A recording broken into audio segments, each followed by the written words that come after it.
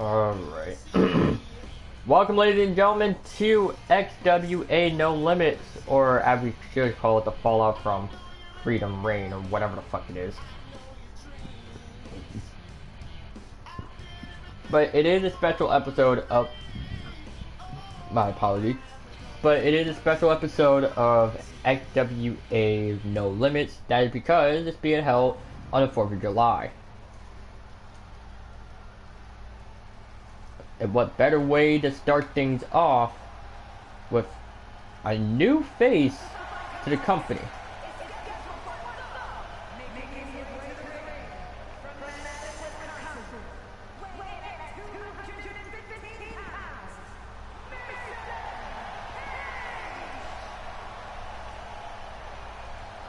So you heard it here first that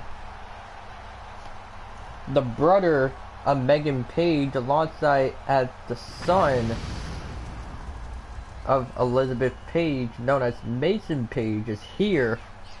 And as he said earlier, or what he done earlier, that he signed a multi-year contract to the XWA, and he says he will be partaking in the men's cruiserweight tournament that will begin next week.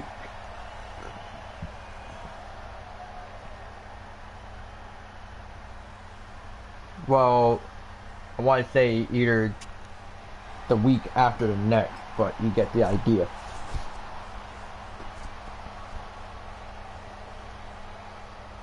And as Mason Page is saying that he wants to fight one of the best stars, or at least he saw one, pretty much he saw one wrestler backstage, and it was like, there, that's my fight for my debut match tonight.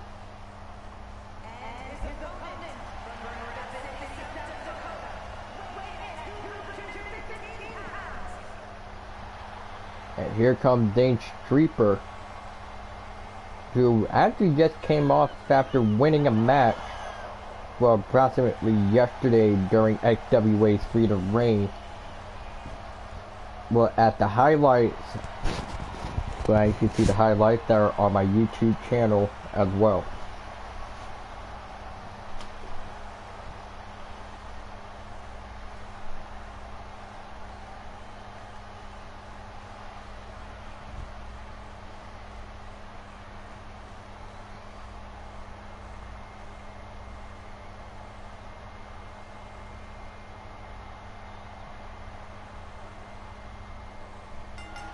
And the match is underway, and Dane Streeper already starting the match off hot. Well, with a swing blade, trying to take down Mason Page. Or as surprisingly, what most people do call in Japan, they call Mason Page the boy Dynamite. You say Uranagi managed to almost take down Mason Page, covered now by Dane. Mason Page ends up kicking out at 1. They go off the middle ropes, connecting with the springboard cutter. It's technically had been a while since pretty much since Mason Page has fought one-on-one, or at least have fought in the United States. But now I see that for, you can also see that for Mason Page. He does have a shit ton of tattoos, saying that these are only just old tattoos, and he has plans to get them removed, like later down the road. Maybe in place for new ones in the future, but we do not yet know. And then being held back by our lovely referee that's in the ring, but almost looking like, for Dane being held back, I'm looking that he was going to do exactly that.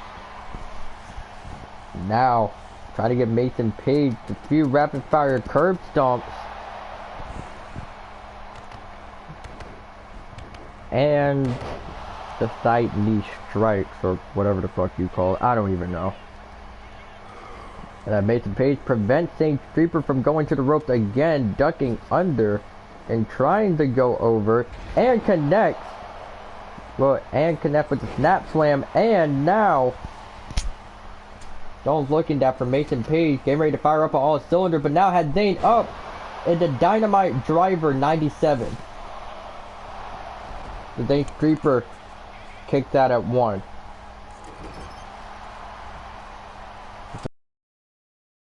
Trying to use the dynamite driver very early on in the match.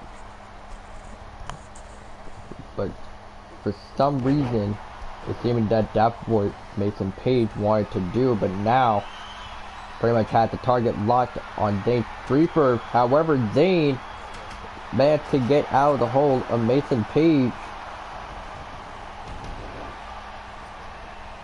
And it seems that this match is still gonna go on till the turn of time.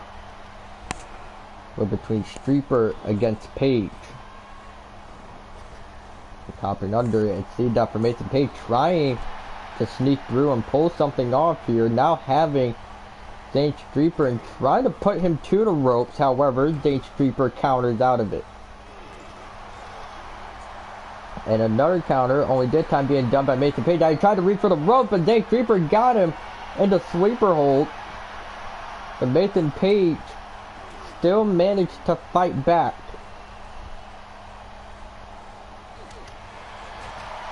And now looking at for Mason Page could potentially finish this off here with almost looking for a Tiger suplex there. It could have went for a pinfall attempt, but decided not to. Counter done by Dane Streeper. Try to clear up a bit of space between the two. But now, well, Mason Page is now trying to return the favor by applying the same exact knee strike to the side of Dane Streeper.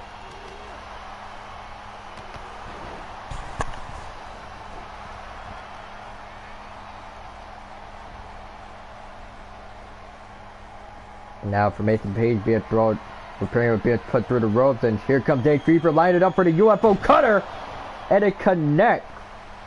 Hooking the leg now, it still might be over, but Mason Page gets shoulders up before 3.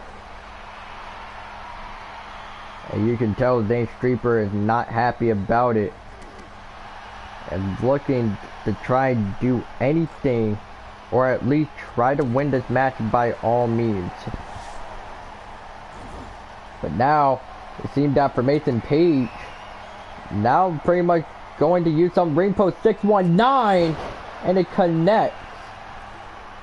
And, well, and of course, the tope, well, and of course the vault over the top rope as the cherry on top, but it won't be enough to keep Dane down. And another sling blade by Dane Streeper. And there is the air raid bomb.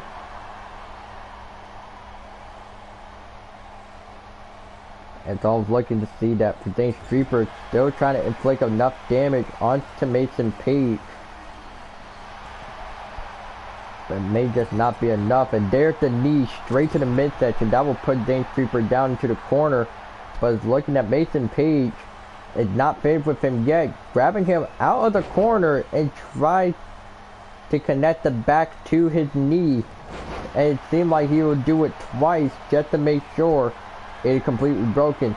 Now that Mason Page had Dane Streeper in the palm of his hands, but instead, Dane Streeper once again denies it.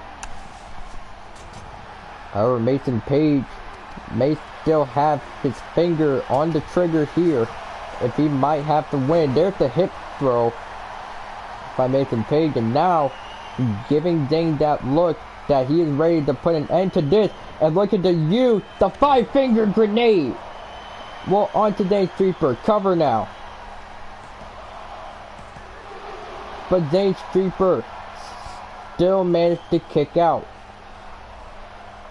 And even Mason Page is surprised that outside the ring they go. For a running lariat onto the outside. And after Dane Streeper managed to try and relocate, or at least trying to recollect himself as he is facing off against Mason Page, it may be a possible opponent in the Cruiserweight tournament that will be taking place in 2 weeks. Where pretty much that will either take place in 1 or 2 weeks prior to this event now.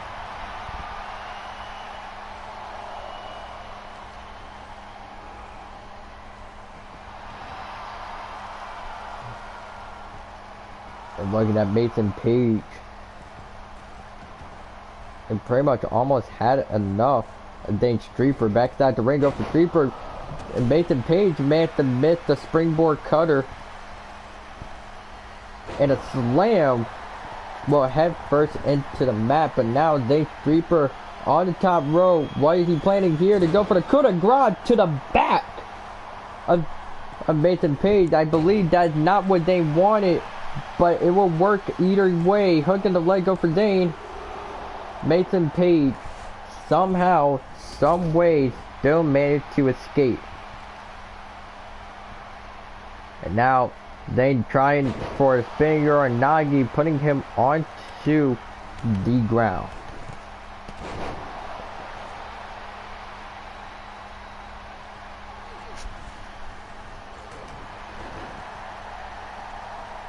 And if we can figure out what is going through Dane Streeper's mind currently on what can he possibly do to keep Mason Page down for 3 seconds. Sure, we know that Mason Page is just the newest signing to the XWA, but he never expects him to actually be pretty much this durable into fighting. But now, Dane Streeper pretty much going for the hack attack. Or wait, no, that was for someone else. And now there's the pretty much the standing side slam, or pretty much the seesaw slam, as what Mason Page would call that, and he actually used it when he was just starting out in wrestling. And now Dane lining up for a curb stomp. It connects well onto Mason Page, but looking that Dane is not finished yet. He wants to throw in a moonsault at the cherry on top. Cover now. And again, Mason Page kicks out. It is like Mason Page is refusing to take a pinfall. And Dane Streeper trying to set up for a UFO cutter. However, it gets denied. Well, by Mason Page here. And there is the seesaw slam, but only this time being used by Dane Streeper. Top rope now, looking for Dane Streeper, looking to use the double moonsault connect. With a double shooting star, hooking the leg on Mason Page, and Dane Streeper will pick up the victory.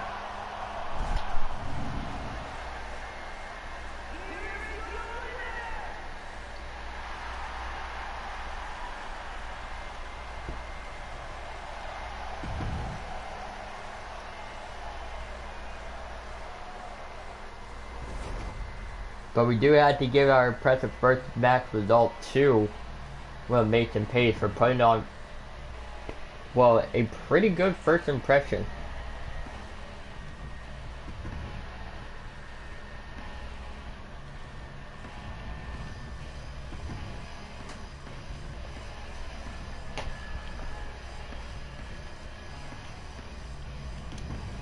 What the fuck was I doing? Oh, here we go.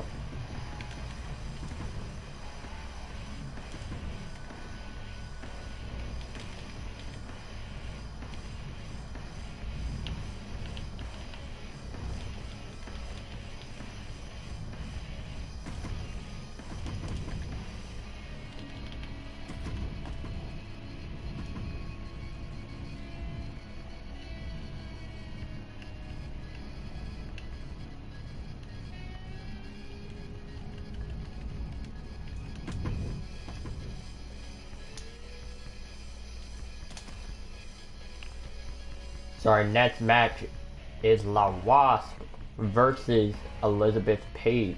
As mentioned at the start of the show, that Elizabeth Page only has two kids, that being Mason Page, well, which happens to be her son, and her daughter is Megan Page.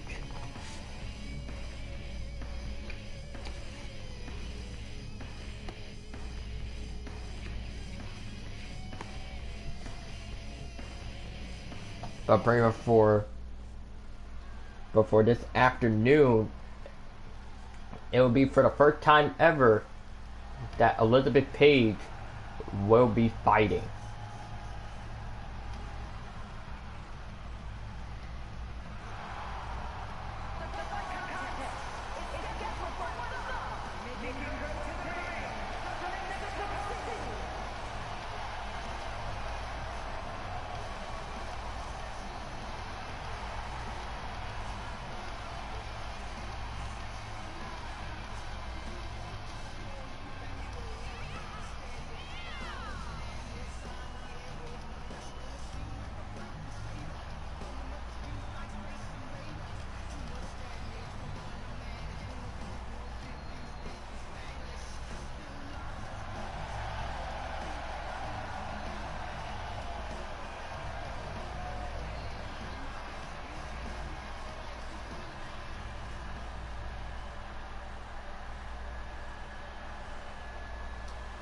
It's almost looking that we're seeing fire on every single tire car here, and here is,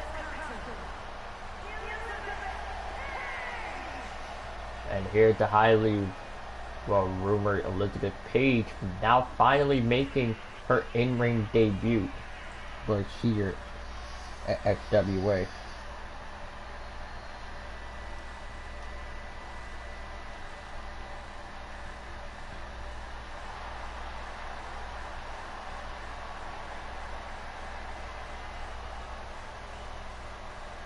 It's almost looking that for Elizabeth Page, we're pretty much ready to fight here. Also, correct me if I'm wrong, but there would be considered Elizabeth Page's first televised match. I think her first match was in the SWA was like a few days ago. I don't remember, but yeah, I might have to look back at some clips to see. Anyway, that the match is official. So now for the Wasp trying to fight back. They're going for, I want to say head scissors maybe, I don't know. And trying to go off from the corner and landing in the center of the ring. And you gotta mention that technically it's two wrestlers from the same culture here, with that being the Wasp from Mexico City and Elizabeth Page was saying that she is from Wisconsin. However, she does have family from Mexico and Los Angeles, preferably and mostly from Mexico. Hence the reason how all of her movements are almost like at the speed of light. Because just like her daughter, she used to be a high flyer, but ever since she was pregnant with Megan Page, she had to retire. But now she is back as a full-time wrestler. And her first opponent back on, in the televised match scene, which happened to be the Wasp.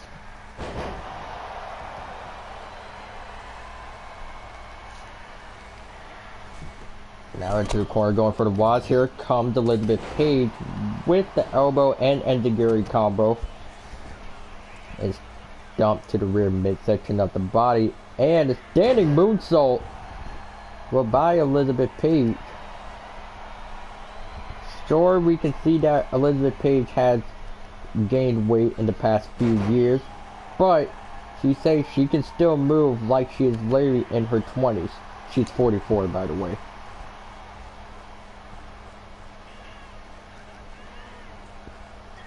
So now for Elizabeth Page, almost looking to be countered by the Wasp, kind of like a younger generation of luchador. But there is the wheelbarrow Canadian Destroyer hooking the leg up for the Wasp. However, Elizabeth Page kicks out at one. And now into the corner is looking that for the Wasp might be able to pull something off here on the top rope, and goes for, I want to say, a split-legged top rope moonsault, maybe? Well, a split-legged moonsault is what it would have been. And now for the Wasp trying to put Elizabeth Page into another corner. However, for Miss Page here Now may have to counter and go for a running punch. And now whatever, well, Elizabeth Page doing, she's looking to fly with the coast to coast, connecting. And seeing that Elizabeth Page is not done yet. And now going off the top rope, connecting with the elbow drop, hooking the leg on the Wasp. However, the Wasp gets shoulders up at 2.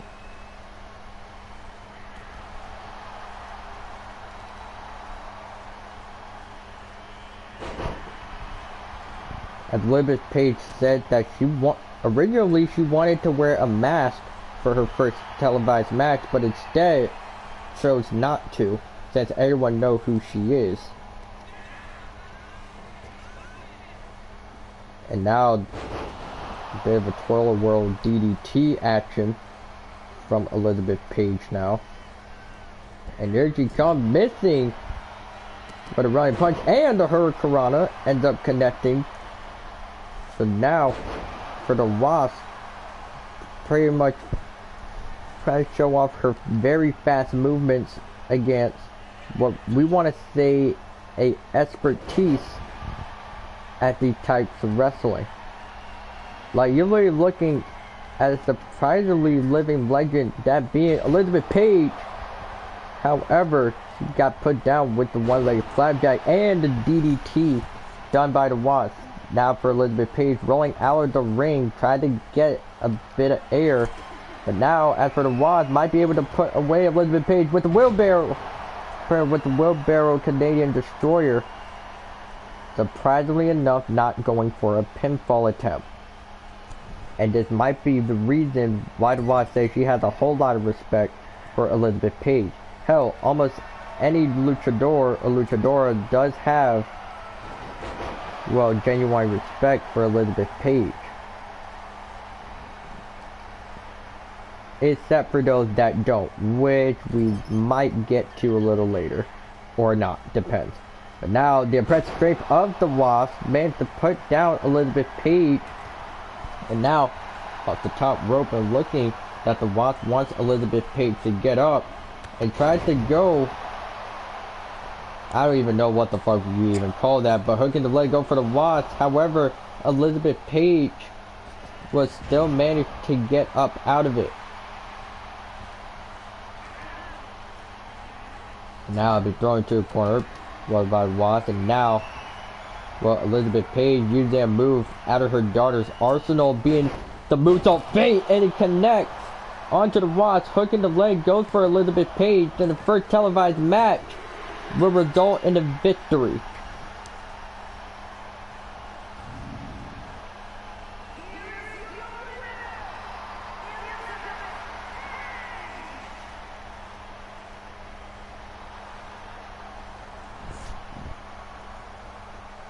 So yeah, it seemed that, well,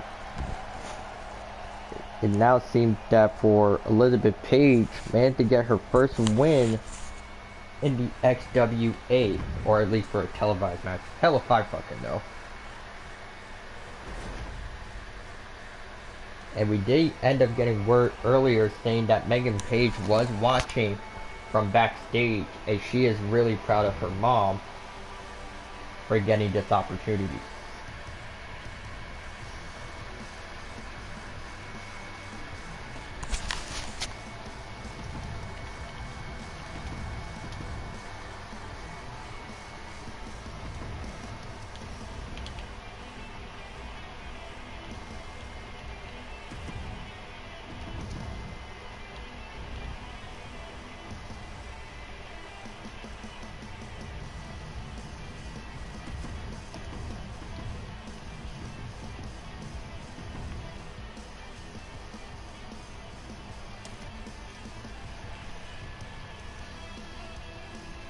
Now our next match is the youngest star of the XWA. Well, I wouldn't say youngest, but you see Zach Wilde. You see Zach Wilde is like 19 years old, and it's said that his father is 42 years old.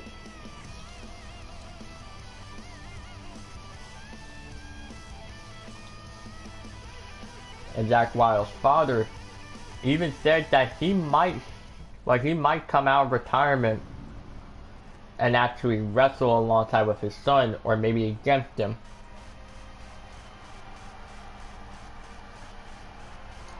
But who knows? Anyways, here is Zach Wilde.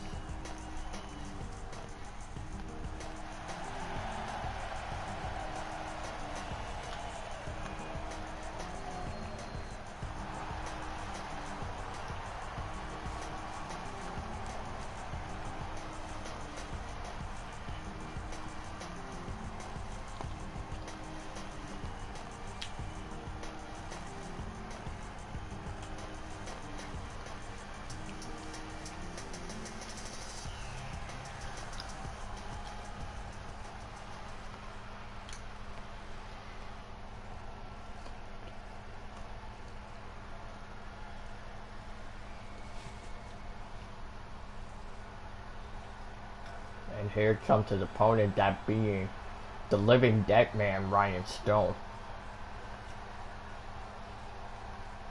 But we're coming back after taking care of family issues.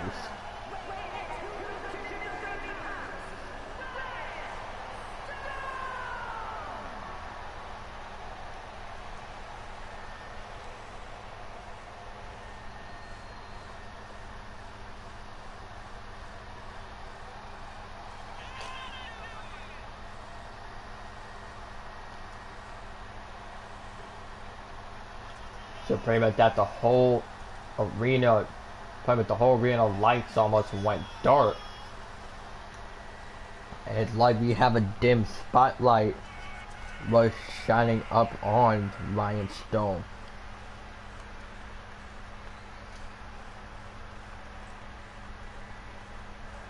And over the top rope,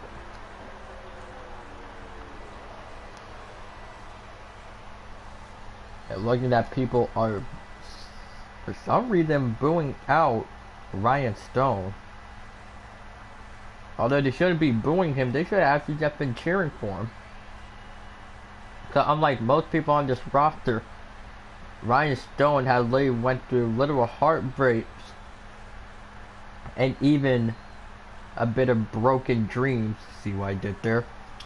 To the point where he got screwed out of a title shot twice.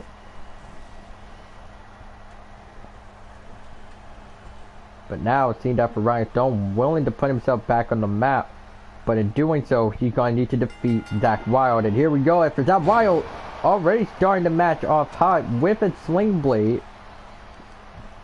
and seeming to try and put this man back into his grave. However, for Ryan Stone is not taking no for a simple answer.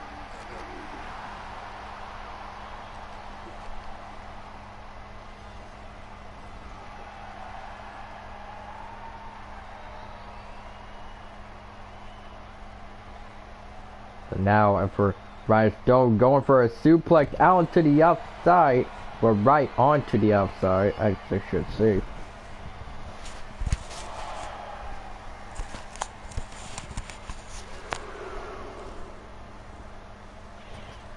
And now pretty much vaulting over the top ropes, and now the fight being taken onto the outside. And there's a running senton, but done by that, well, not Zach Wilde, but Ryan Stone. And I believe the strategy regarding for Ryan Stone, he might hopefully try and attempt to win by countout, but not if Zach Wilde had anything to say about throwing him back inside the ring. And now Zach Wild putting Ryan Stone onto the ropes. And here they go for a little bit, and almost looking that for Ryan Stone could try and dodge out of the way of Zach Wild, however was caught and put into a spin slam.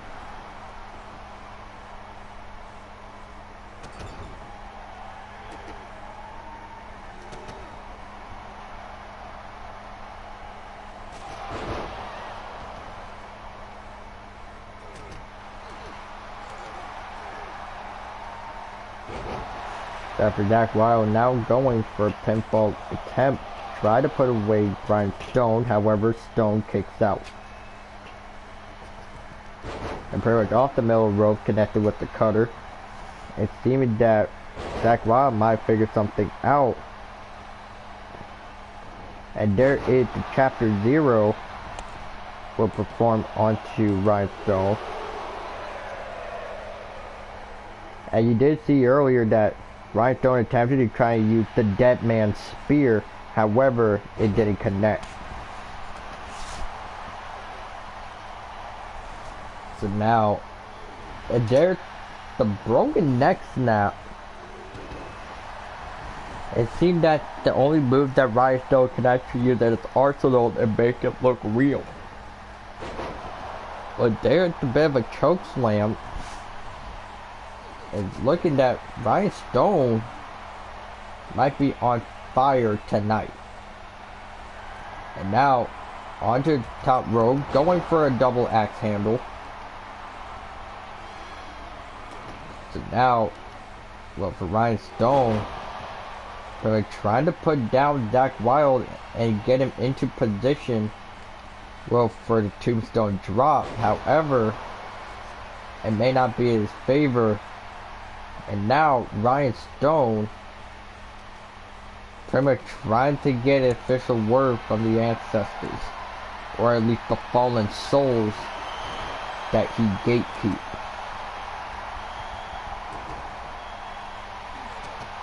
And now Zach Wild now having Ryan Stone in position for the Wild side. And now go for a cover. And for some reason, Zach Wild was finally not trying to win. And you can hear the crowd literally chanting for Zach Wild. It looked like they may get what they wish for. For Ferrier Onagi almost puts away Ryan Stone after Zach Wild. Well, after Zach Wild tried to do something, but there you see Ryan Stone managed to capitalize. And almost looking like to be careful what you wish for Zach Wild, as he point a finger gun at him and was met with 2 boots to go to the face. Let me sit up actually, because I was laying down because I was literally tired as fuck. But I would try to prevail.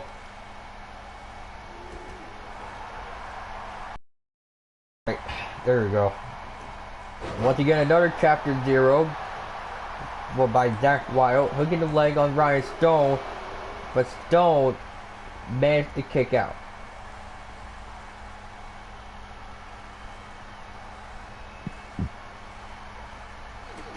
And now Zach Wild once again having Ryan Stone in position for the Wild side. And the cover. 1, 2, 3.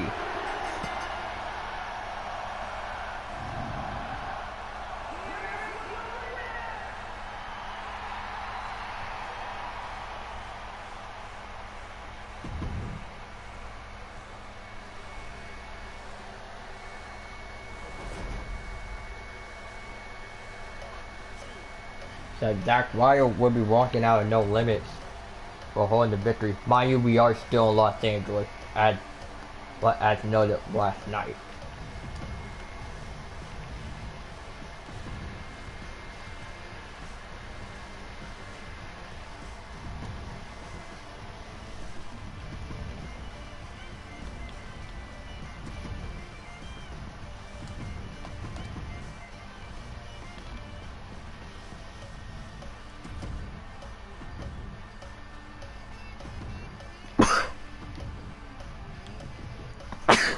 Alright.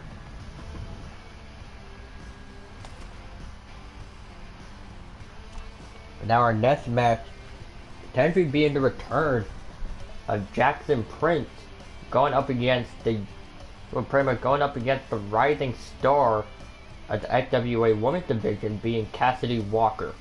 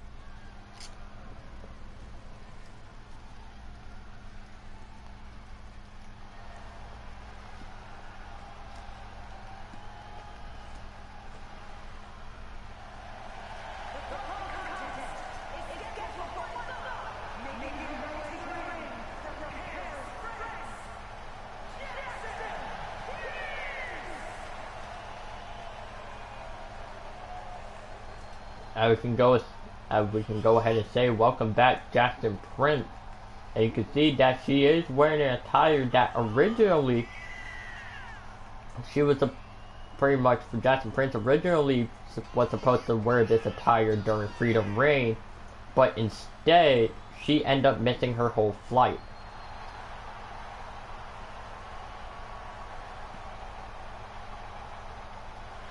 Also, I will say the whole attire, minus the jacket and gloves, were actually made by Jaded Blackheart on Twitter. I will go ahead and give her a follow because they actually do some pretty cool stuff. Just saying.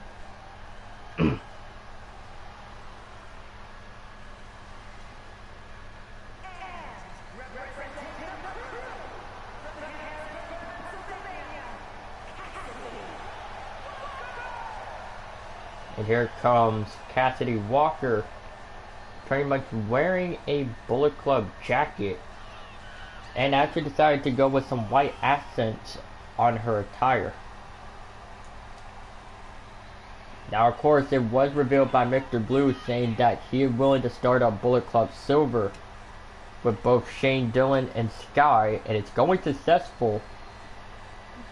But almost looking that Megan Page was also having other plans as well, saying that if Mr. Blue started Bullet Club Silver, then I'll start a Bullet Club for the women's division, that being Bullet Club Venom. And one of their members are going to be in action tonight.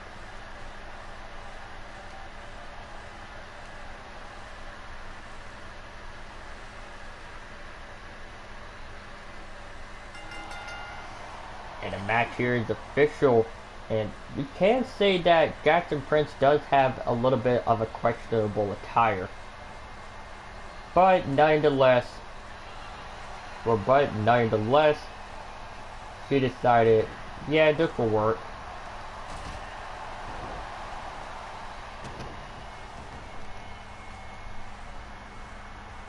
Because for Jackson Prince, she thought she wasn't going to be able to unveil this modified version of her original ring gear, and it seems like she was a little wrong.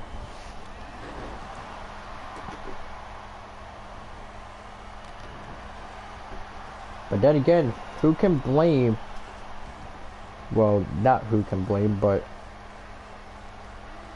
why would you even shame on Jackson Prince? And don't get us wrong, she is, well, a well-experienced fighter. But in the light of Cassidy Walker, we do not know. A kick-out, well, by Cassidy Walker, well, in the meantime.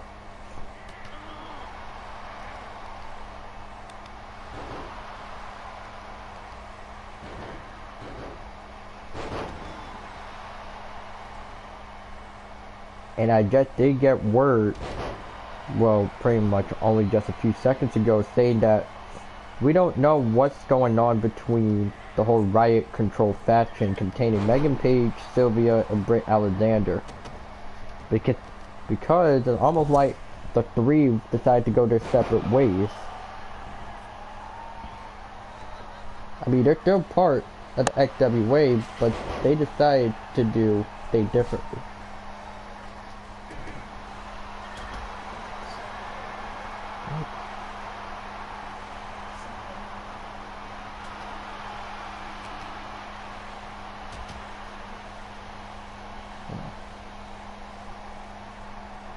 As of now,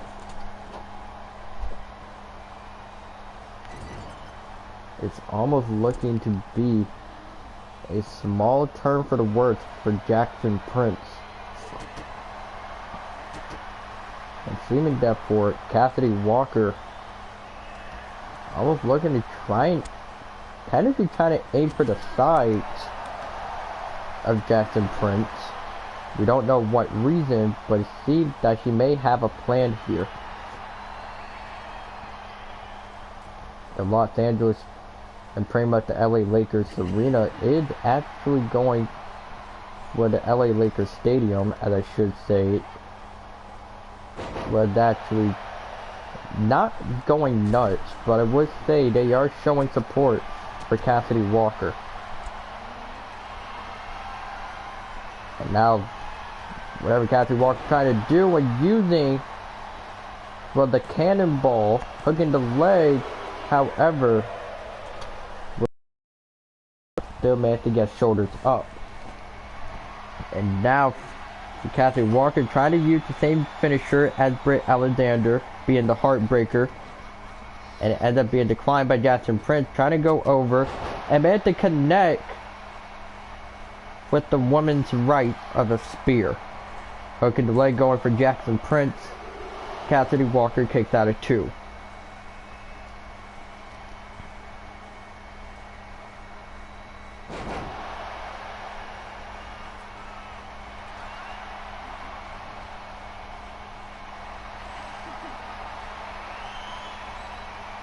So now, after Cassidy Walker now having at least the hold of Jackson Prince, trying to at least hold her face in, and now bounce off the rope, going under for Cassidy Walker, and connect with the leg to the midsection. It's all looking that for Cassidy Walker. Try to do something here, but now Jackson Prince using, well, the walls of Paris and hooking the leg. However, the ref noticed that, well, pretty much noticed that Jackson Prince had pretty much had both her feet literally hanging off the ropes, and so the pin would be canceled.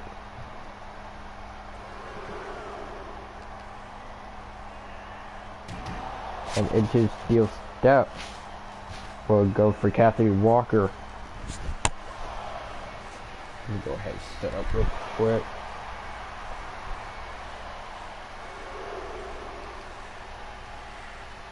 Now into the barricade, going for Cassidy Walker, and Jackson Prince tried to at least roll herself out of the ring because he didn't feel like walking behind her, but that may just cost her. And it's looking that for Jackson Prince, kind of being treated a little bit too harshly by Cassidy Walker.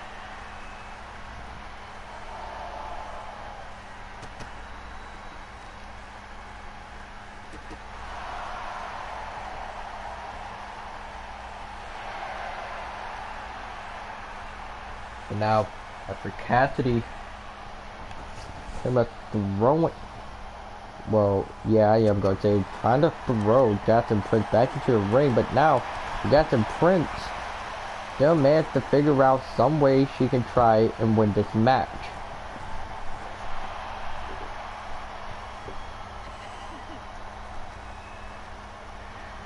But now, into the corner, go for Jackson Prince, but now, it's almost looking to be used of a new 619 technique by Cassidy Walker into the ref, going for Jackson Prince. but looking at for Kathy Walker. We're pretty much now connecting the gut of Jackson Prince to her knee. And it's now seeming that for Kathy Walker could finish off Jackson Prince. And there is the running cannonball. Hooking the leg, go for Kathy Walker. And again, Jackson Prince kicks out of it.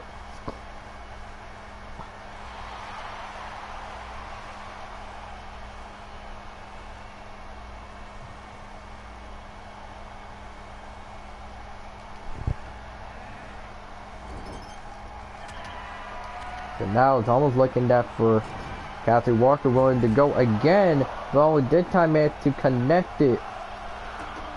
But Jackson Prince, however, pretty much still has the fight in her. And now,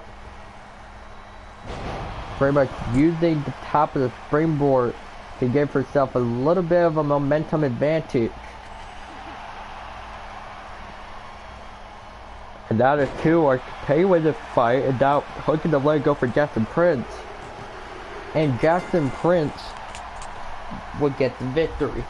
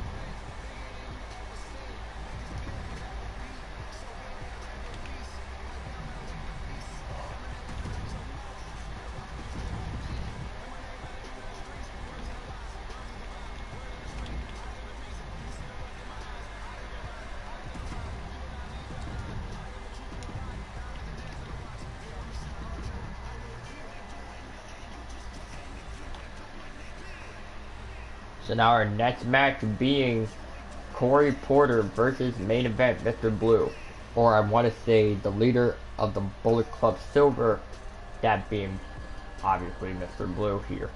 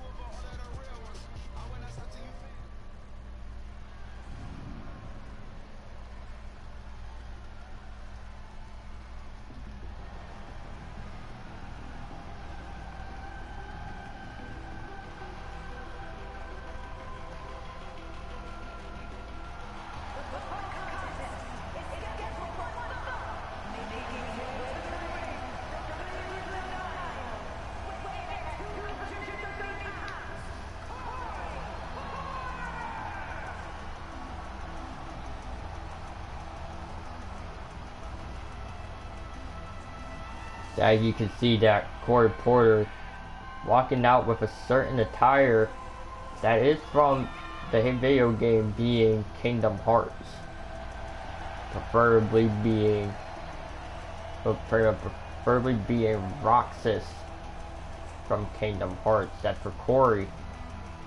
Literally saying that pretty much that what his whole personality could be based off of, but we do not know as of yet.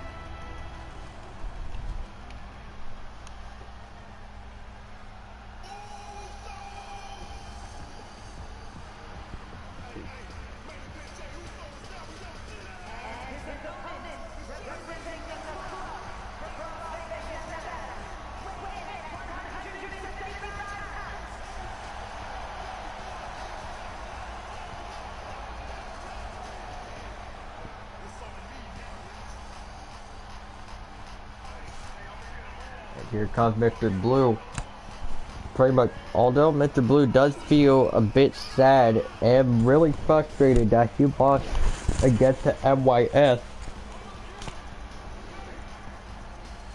However, he is saying that he is now just gonna have to focus on the next thing that you want to check off on his list, and that being a possible United States champion.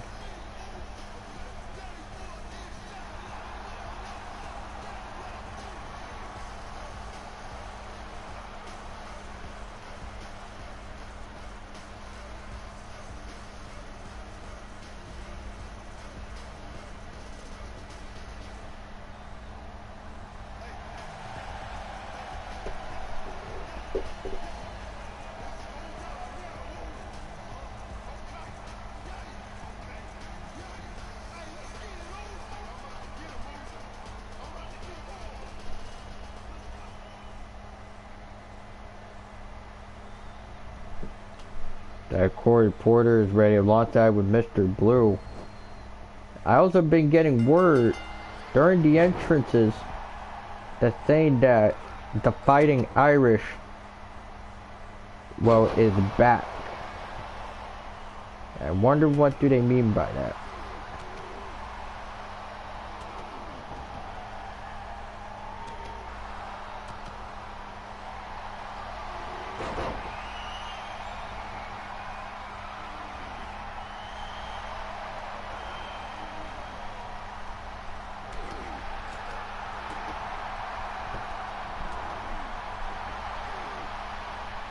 Also, if I'm not commentating that much, it's because I'm trying to text somebody. So don't worry about it.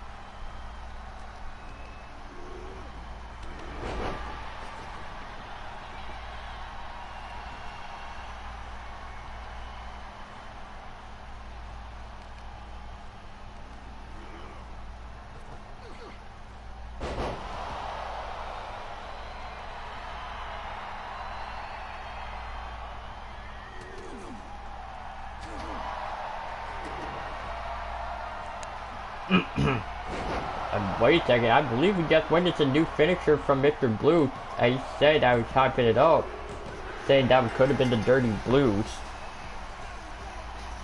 Interesting.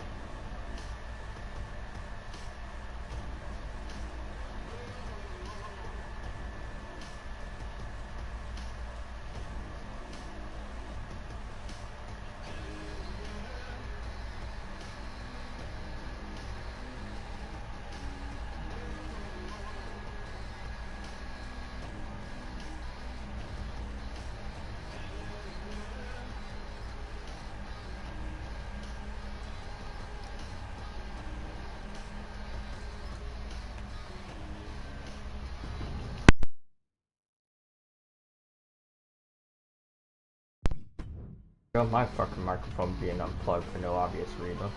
Oh well, I could care less about it.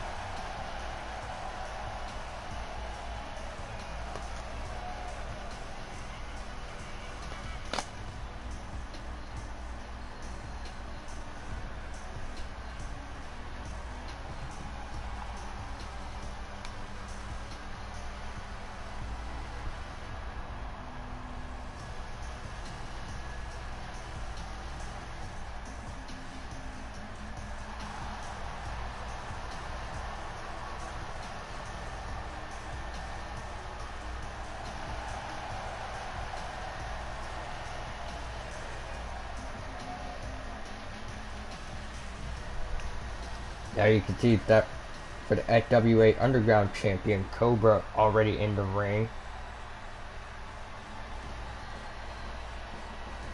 And what the...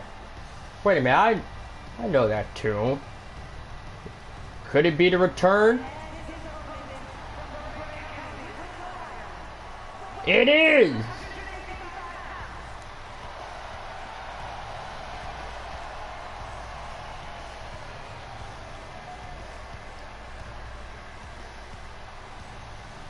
The Fighting Irish, Colin, has returned.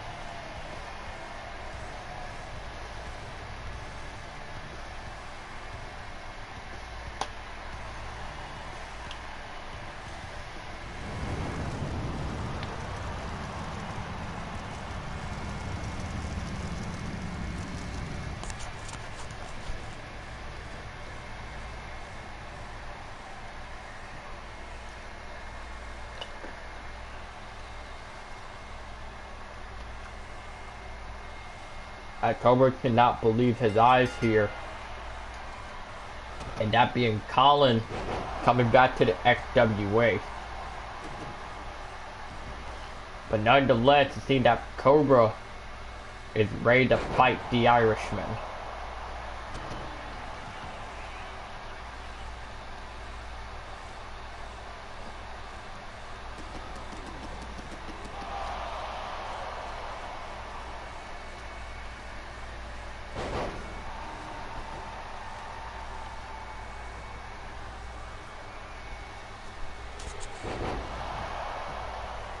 So now, after Cobra was literally just saying to Colin that he shouldn't have came back. Because this company was better off without him. But if there's one thing that we should know about Colin, is that he was the first ever double champion in the XWA. And technically he set a massive stepping stone and engraved his name in SWA history as being the first person to win 2 titles and hold on to them for a significant amount of days. And now Colin has come back and looking to possibly do the same thing. Or maybe not.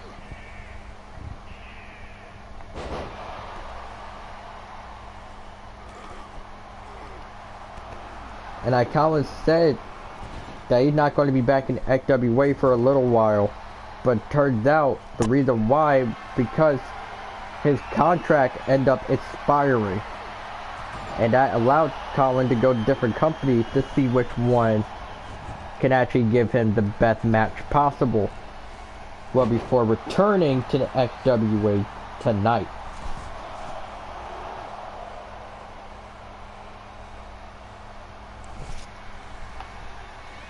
And now, Colin now grabbing Cobra up and going for the Irish drive.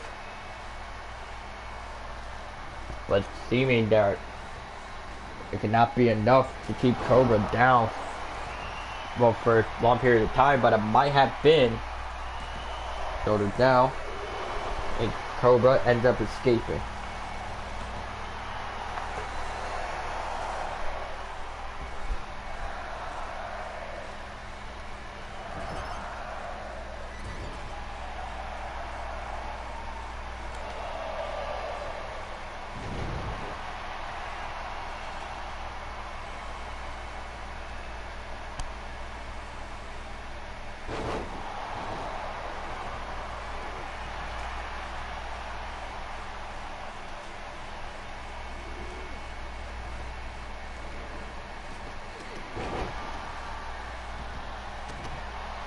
So now, it's all looking to be that for Colin, trying to pick up Cobra.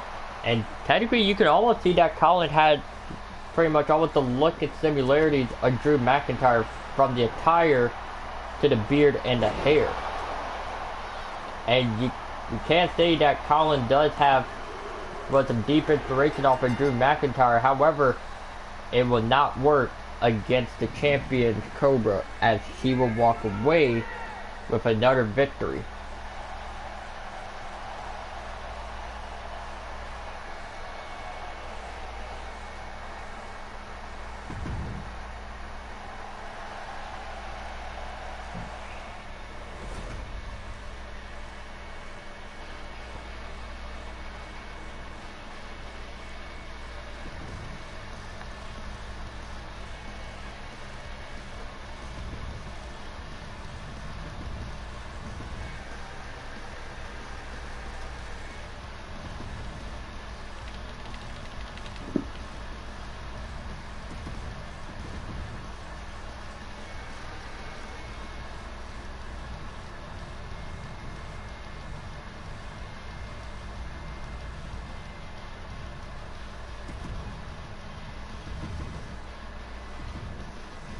And judging from looking at it here, it seemed that Tyler Ford had decided to disappear from the XWA, and it seemed that his replacement opponent, and it seemed that for Jeremiah Fatu's replacement opponent, and that being Shane Dillon.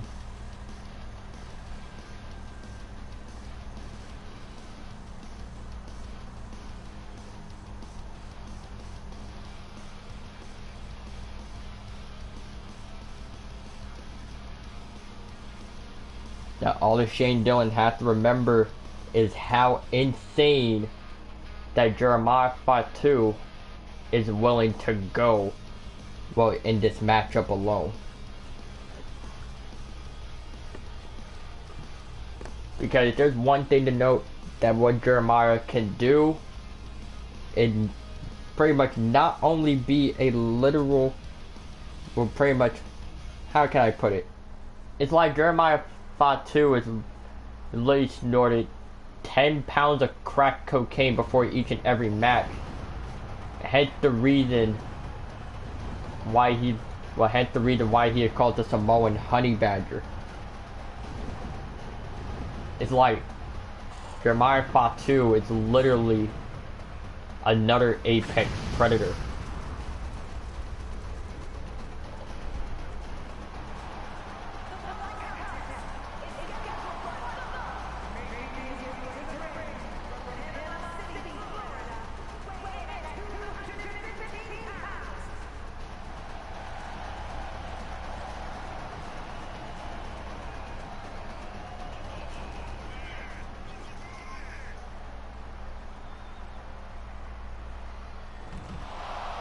But wait a second, I was looking that Shane Dillon tried to get the jump on Jeremiah Fatu.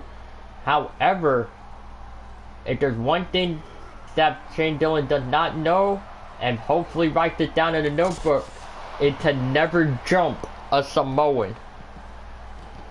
Because the Samoan might just jump you.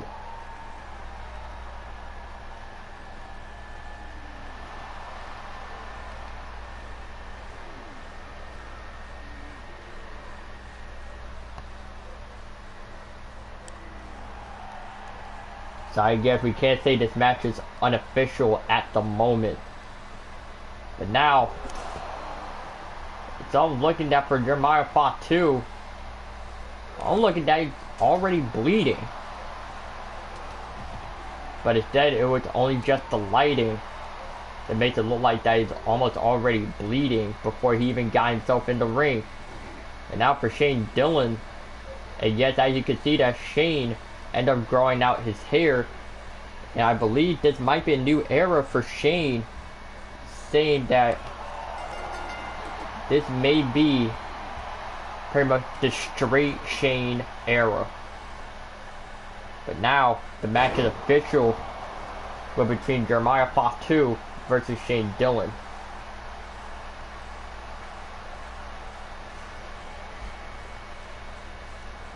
Now Jeremiah Fatu, man, will pretty much just to rip the jacket off of him and got straight back to work, trying to go for a pinfall on Shane Dillon. Shane Dillon ends up kicking out at 1.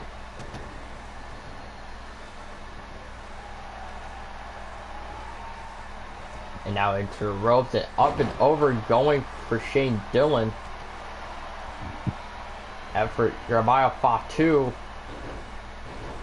literally trying to plant down for Shane Dillon, and there is the wild headbutt. It's like Shane Dillon is literally dealing with a literal monster inside this ring. And you'll be right, because Jeremiah Fatu is not going to stop at anything but to get rid of his opponent, and looking that Jeremiah Fatu is looking to do exactly that. And pretty much a falling elbow strike to the dome of the head,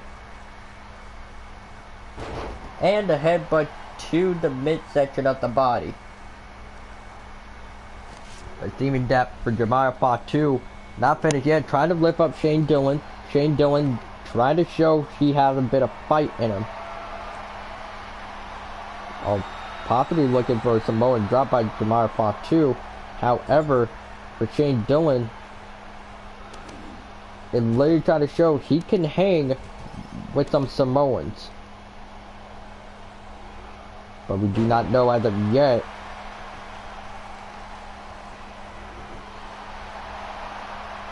And now hooking the leg, going for Shane Dillon.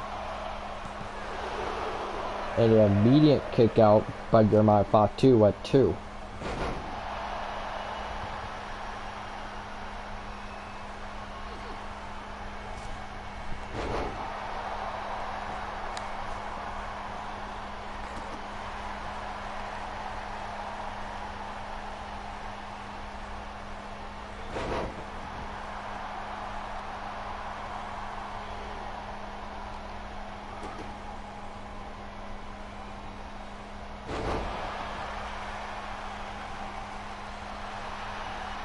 And now, after Shane Dillon tried to go for a pinfall, Jeremiah Fatu kicks out.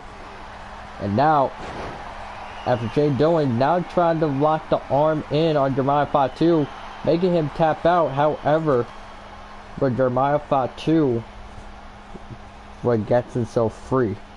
And now trying to lift up Shane Dillon and slams him onto the ground, and Jeremiah is now ready to unleash the Samoan spike onto Shane Dillon, and that might be it. 1, 2, and a kick out. And surprisingly, Shane Dillon still managed to get his shoulders up, and looking at Jeremiah Fatu, well, is a 100% pissed, and rightfully so. And now Shane Dillon, always looking to try and use the submission move again. Instead, Jeremiah Fatu now puts him into the bear hug submission hold. Shane Dillon gets himself out.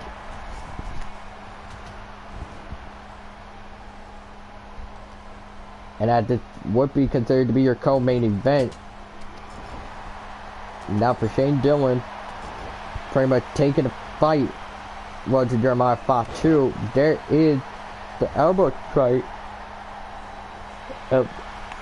Shane Dillon trying to go for a pinfall, but Jeremiah Fatu still ends up escaping.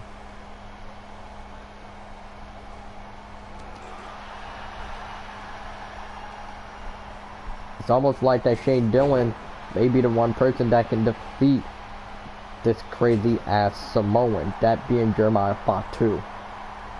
And now onto the top rope, going for Shane Dillon. What does he have plans for? And try to go for an elbow drop and connect onto Fatu, but Shane Dillon wants to finish him off properly. And now having him up, and if he can land it, he might have a victory. The GTS connects onto Jeremiah Fatu, hooking the leg, go for Shane Dillon. But Jeremiah Fatu still gets the shoulders up.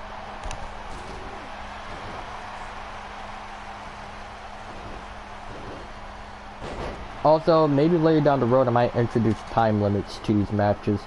Only in certain matches, but I don't know yet, because I don't know, do people even want that for real? And now Jeremiah Fatu lined it up for another Samoan spike, connected onto Shane Dillon, hooking the leg.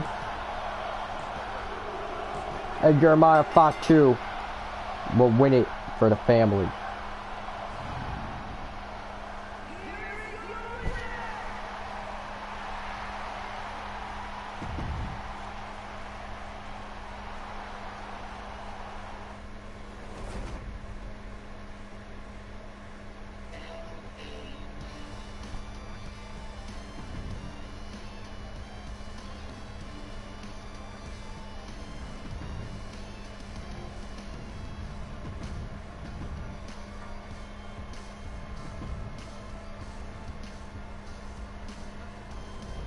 And ladies and gentlemen, it is time for your main event of tonight.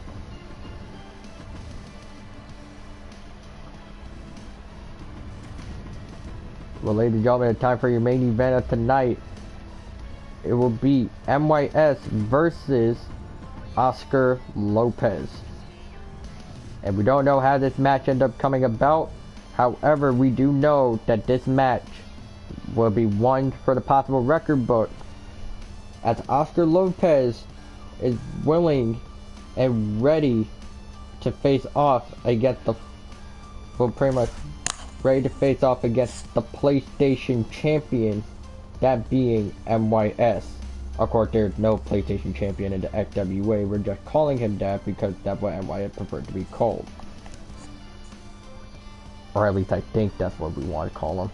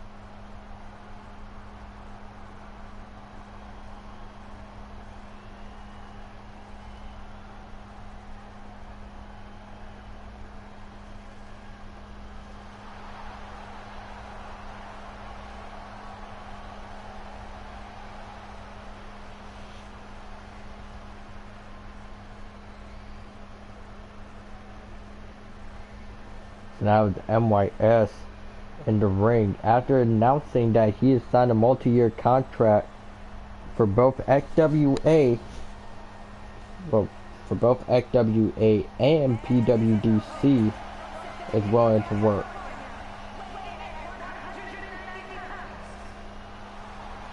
And here is Oscar Lopez, in which I believe this would be considered to be his alter ego, when that he had the CMLL and Lucha Underground. Of course, the name of this alter ego is still trying to be trademarked by the SWA, but until then, this is still Oscar Lopez.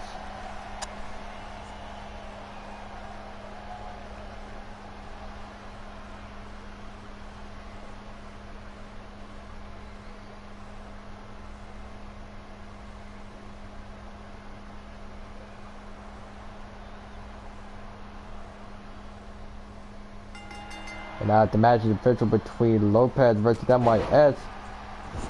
It seemed that like the younger brother of Miguel Lopez literally fighting in a one-on-one match between MYS. And we don't even know how MYS is currently feeling right now.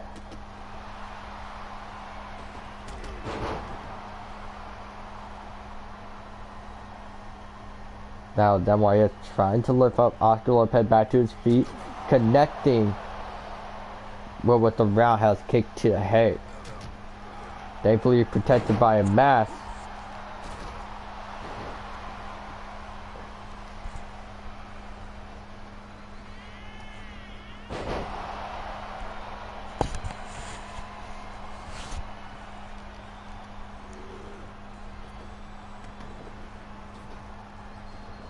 So now, as the majority of this match can pretty much go from right to wrong if MYS lets pretty much take his eyes off the ball. But now Dr. Lopez tried to get his opponent up, and he had said when he's using the mask, it's like he's entering the shadow realm, and whatever comes out on the other side will be a result. Now MYS tried to put the sleeper hold on Oscar Lopez, almost looking to try and rip the mask off of him. And we do know that is a rule in Mexico. If you end up removing the mask, well, from a masked wrestler in Mexico, that could either result in, for the opponent ripping the mask off, that could possibly result in a win for them, but a humiliating loss, but a humiliating lose to the person that is wearing that mask.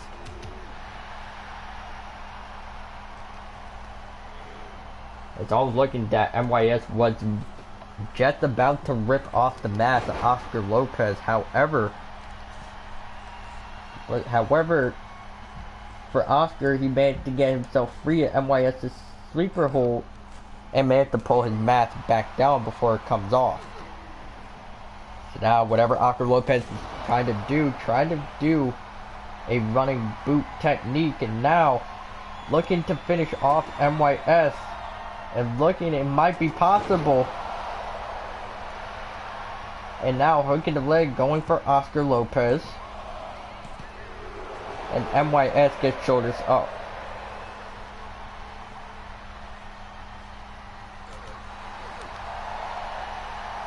And now for Oscar Lopez, doing anything within his power, trying to blow out the knee of MYS. Mind you, MYS does have a bad knee, given the fact that why he never returned to the FWA until Gauntlet of the Immortals, well, a few months ago.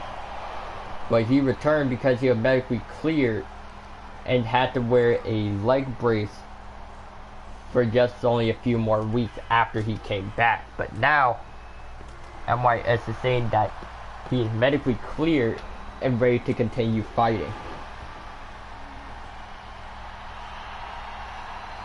But now, at 4, Oscar Lopez literally telling MYS to get up. And now, see that MYS is bringing back an old finisher, and that being what I want to say, the Switchblade.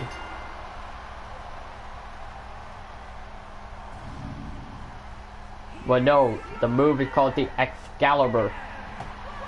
And seeing that MYS decided to bring a fan favorite finisher back from his grave, and that would be, well, the Excalibur. And wherever MYS is going from here, this will be a start of something different. And that will conclude XWA No Limits. And we will see you guys next time.